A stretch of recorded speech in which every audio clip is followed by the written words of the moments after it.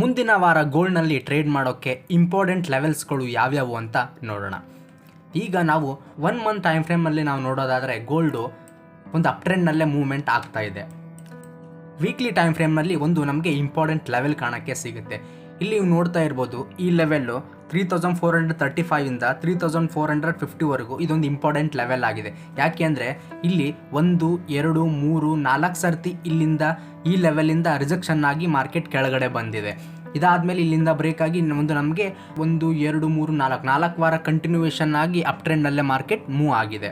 So ಹಾಗಾಗಿ ಈ level ನಮಗೆ ಇಂಪಾರ್ಟೆಂಟ್ ಆಗಿದೆ. ಈಗ ಡೈಲಿ ಟೈಮ್ ಫ್ರೇಮ್, ಈ ಡೈಲಿ ಟೈಮ್ ಫ್ರೇಮಲ್ಲಿ ನಾವು ಸಿಂಪಲ್ ಆಗಿ ಗಮನಿಸೋದಾದರೆ ಈ ಲೆವೆಲ್ ಇಂಪಾರ್ಟೆಂಟ್ ಲೆವೆಲ್ ಕಾಣಕ್ಕೆ ಸಿಗುತ್ತೆ. ಯಾಕೆ ಇದು ಇಂಪಾರ್ಟೆಂಟ್ ಲೆವೆಲ್?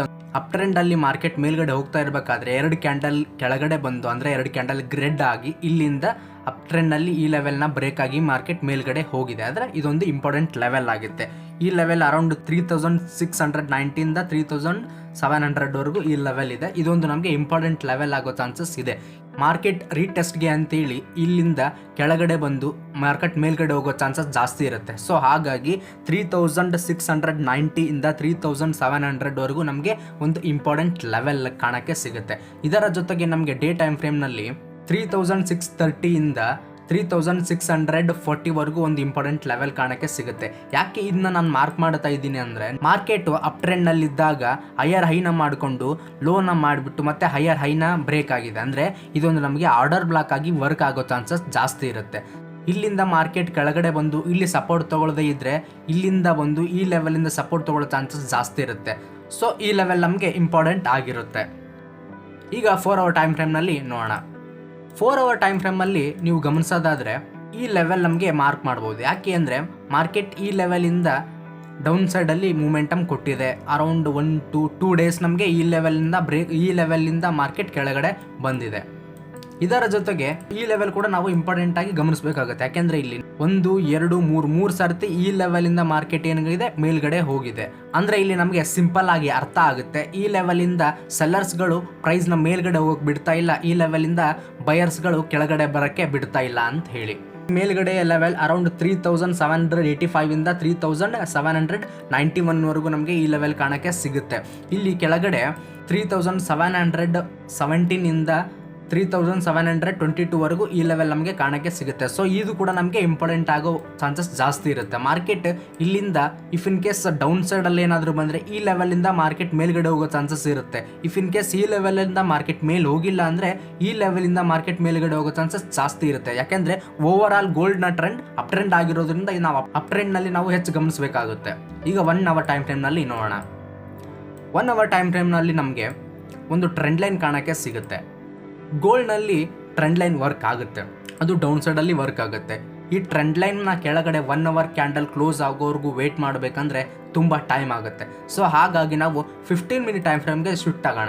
ಈ 15 ಮಿನಿಟ್ ಟೈಮ್ ಫ್ರೇಮ್ನಲ್ಲಿ ಈ ಟ್ರೆಂಡ್ ಲೈನ್ನ ಬ್ರೇಕ್ ಆಗಿ ಇಫ್ ಇನ್ ಕೇಸ್ ಏನಾದರೂ ಕ್ಯಾಂಡಲ್ ಕ್ಲೋಸ್ ಆಯಿತು ಅಂದರೆ, ಅರೌಂಡ್ ಈ ಲೆವೆಲಲ್ಲಿ ಏನಾದರೂ ಕ್ಲೋಸ್ ಆಯಿತು ಅಂದರೆ ನಾವು ಡೌನ್ ಸೈಡಲ್ಲಿ ಪ್ಲ್ಯಾನ್ನ ಮಾಡ್ಬೋದು.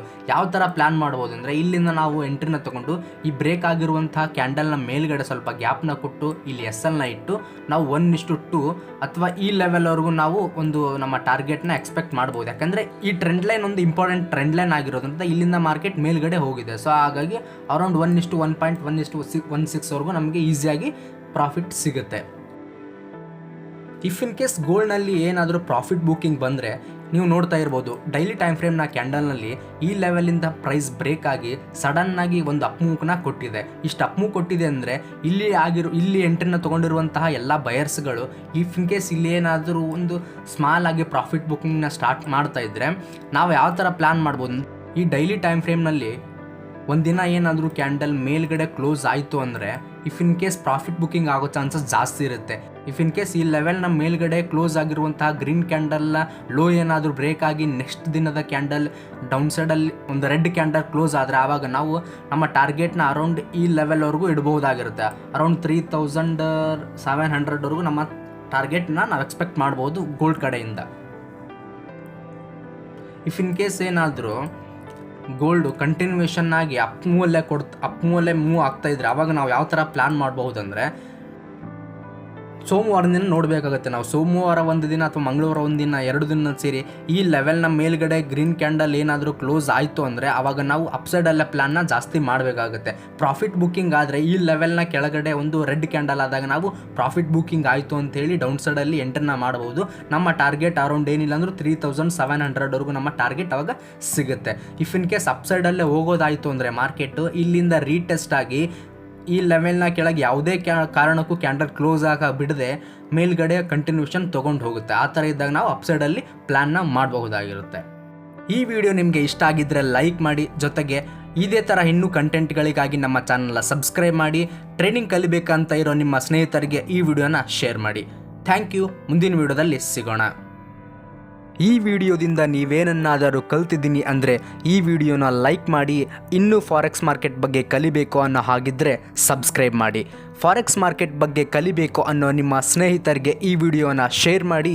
ಹಾಗೂ ನೆಕ್ಸ್ಟ್ ಯಾವ ಟಾಪಿಕ್ ಮೇಲೆ ವಿಡಿಯೋ ಮಾಡಬೇಕು ಅನ್ನೋದನ್ನು ಕಾಮೆಂಟ್ ಮಾಡಿ. Thank you. ಮುಂದಿನ ವಿಡಿಯೋದಲ್ಲಿ ಸಿಗೋಣ.